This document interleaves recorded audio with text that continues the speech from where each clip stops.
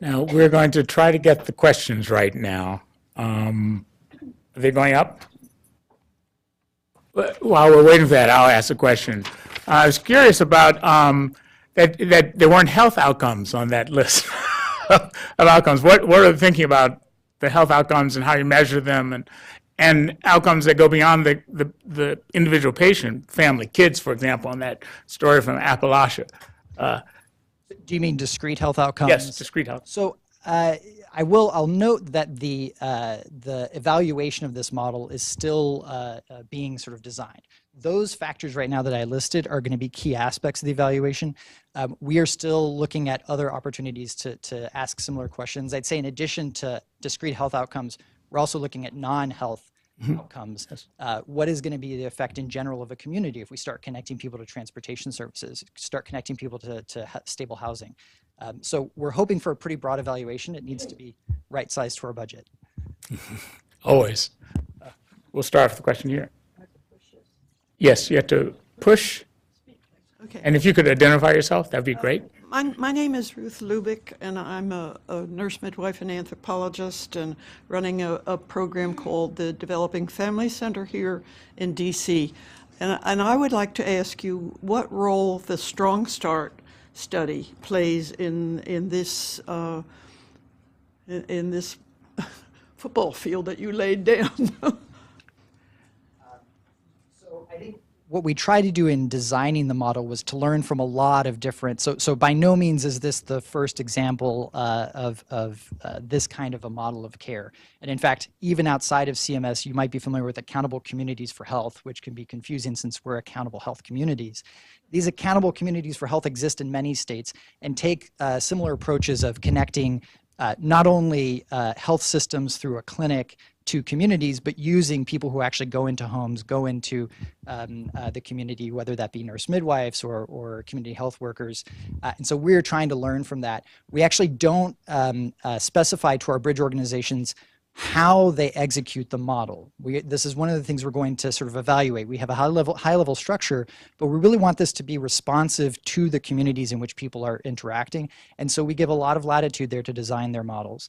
And I think that many people will probably be calling out Strong Start and other similar initiatives, the home health nursing studies as well, to say this is a way that we could be doing this. I'll also note that we are working now on a model that would address pediatric beneficiaries, and specifically vulnerable pediatric beneficiaries, and Strong Start has had a big impact in our thinking there. Let me take one of the questions from the system. What happens when a community does not have available resources to meet needs? Lots of people are thinking that, yes. That's for you. So, I mean, I think that this is a fundamental question, especially that we're trying to answer through track 3. For the model, if you're in the third track, you had to at least demonstrate that you have resources in your community that meet an aspect of those 5 core needs. But there still, I think, is a lot of latitude in sort of saying that there's still gaps even for those 5 core needs. So, for example, if we're talking about food insecurity, there's a big difference between somebody whose paycheck just doesn't make it to the end of the month and somebody who on a daily basis, meal to meal, is looking for meeting that need, right? So it may be that they have a community service provider that's a pantry that may be able to meet that last step, but maybe not a service provider that actually can give that sort of meal to meal service. And so for the service purposes of that model, we really want them to identify those gaps, identify where that need is not being met, and then work together with all the community partners that are brought together, the state Medicaid agency, their local health department, to determine how they can help their community meet that need.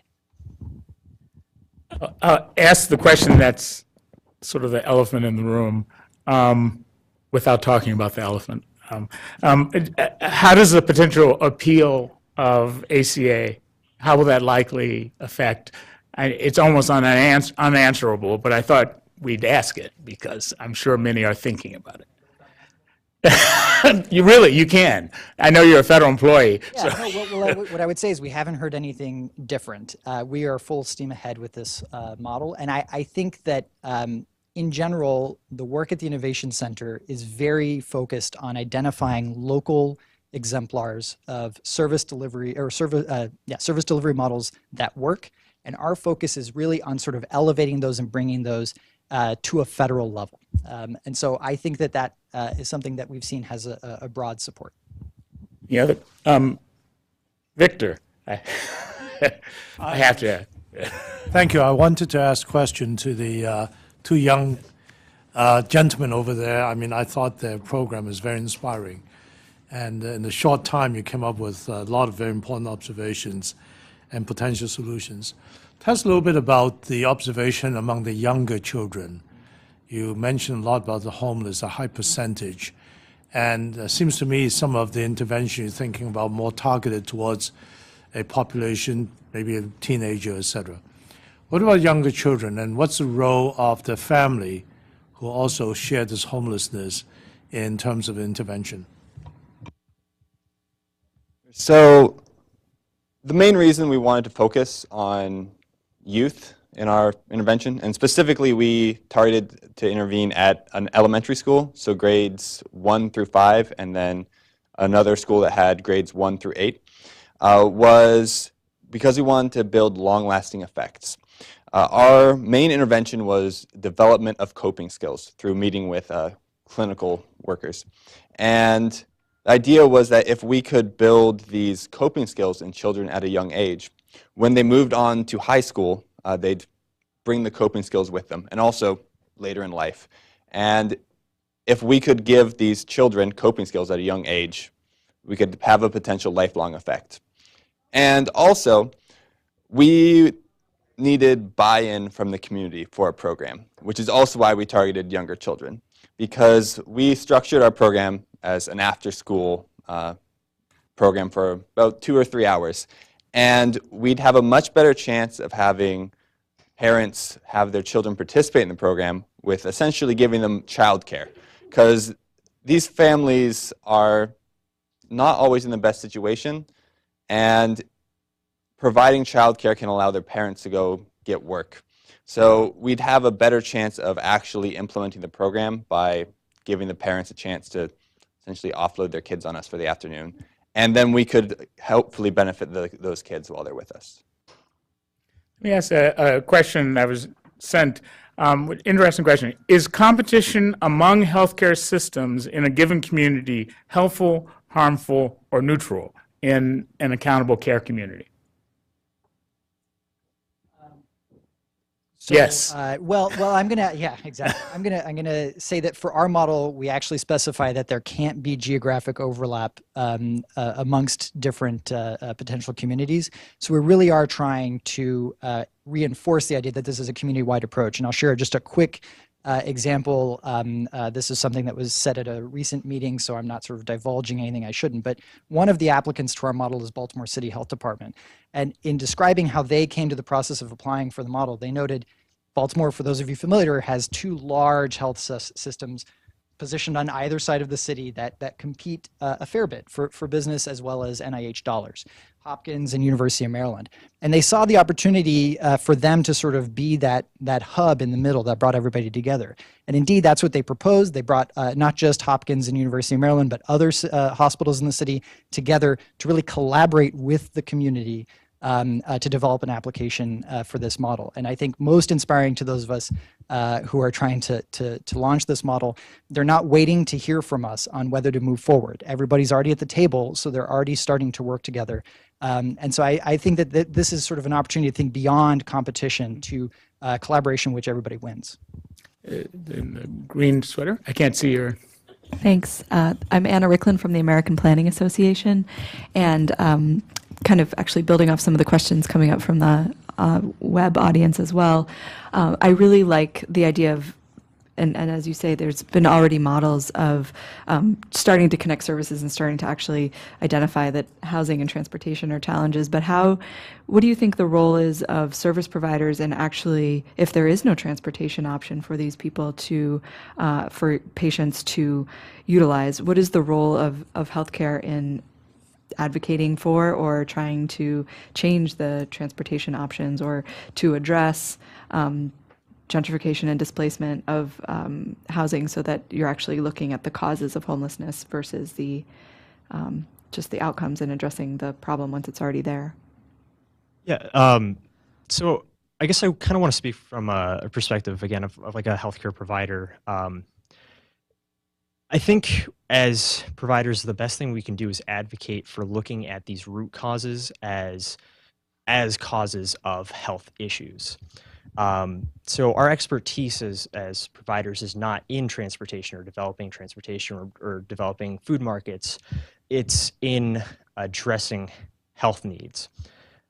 But we need to address it in a way that we frame the root causes, I guess, as causes, but we need to make that clearer, and get the point across that prevention is 9 times out of 10, I would say 100 times out of 100 times, better than treating the problem. In the same way that we're starting to finally change our paradigm of obesity and looking so much more at nutrition and poor nutrition and access to nutrition as the best way to address obesity, rather than, okay, what can we prescribe you to help you lose weight? What can we do to help you lose weight? It's more of, how can we stop you from becoming obese in the first place? Or in the case of smoking, it's not how can we treat lung cancer, it's let's educate everybody about the issues of cigarette smoking and how that leads to further health issues. So it's more of advocating for addressing these things as root causes of medical issues. I think that's the best role that a healthcare provider can take in addressing things that aren't traditionally thought as true health issues, because we see these things as downstream effects. But again, prevention is really the best medicine. Yes. Andy Autumn speaks. This is to the 2 young scholars. In your population that you see in this area, are you seeing families and children with developmental disability or special needs? And if so, what are your recommendations in terms of how to address those needs? So, yes is the answer. The homeless community in DC, from our research, was diverse. And interestingly, we found that the majority of homelessness, at least nationwide for families, were in a situation called double up. So that means they'd live with their friend or live with family, but they didn't have housing for themselves. So through that definition of homelessness, which is what we wanted to use for our program, you can really see a wide variety of families as well as children that would be considered homeless.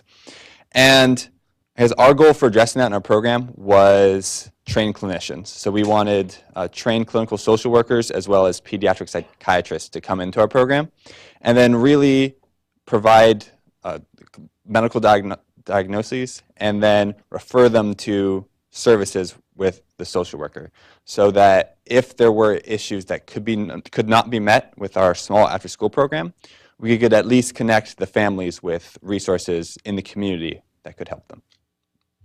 This is a follow-up to the question to the 2 trainees. For Inspire, for the after-school program that you created, did you look at other models or literature to see what was effective in other communities and schools in terms of the model of the intervention?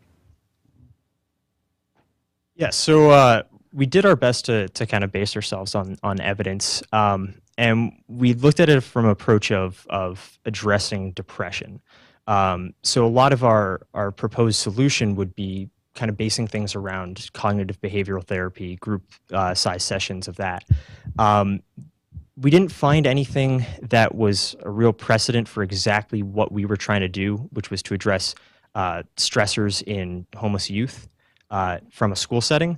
But we did do our best to try to focus our interventions on literature-based, evidence-based models of addressing stressors and depression, such as cognitive behavioral therapy. And then I'd say on top of that, for how we developed the structure of the after-school program and how we could get funding for that, we kind of more or less looked at pre-existing programs within DC, because there's a lot. Like, I was quite impressed with the amount of resources that are available within DC for at-risk youth. So we were able to look at what had been previously done and what was currently being implemented as what would potentially work for our program as well. Yes.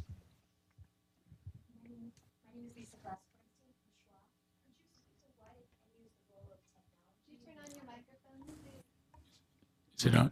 Is it on now? Oh, sorry, Yes. Thank you. My name is Lisa Glass-Kornstein from Schwa.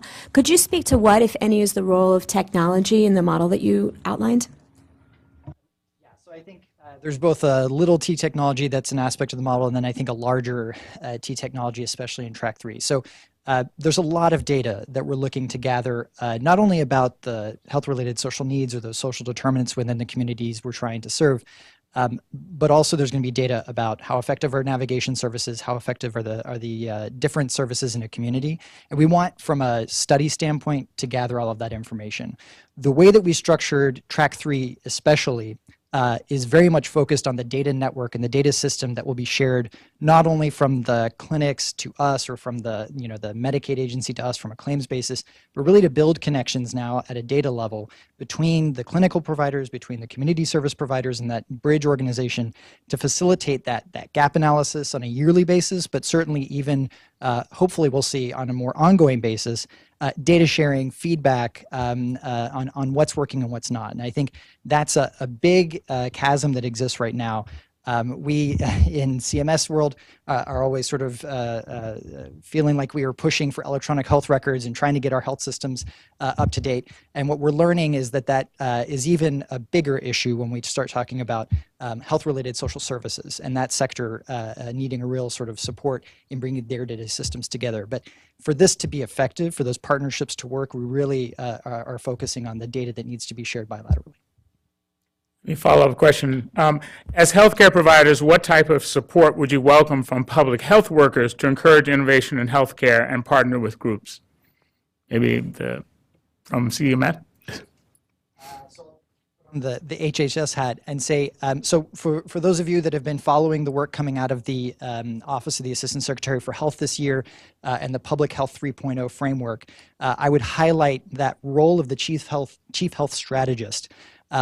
What we're talking about here are very different worlds that need to come together and interact and that speak very different languages. And I think the public health world will agree that even the healthcare system and the public health world speak different languages.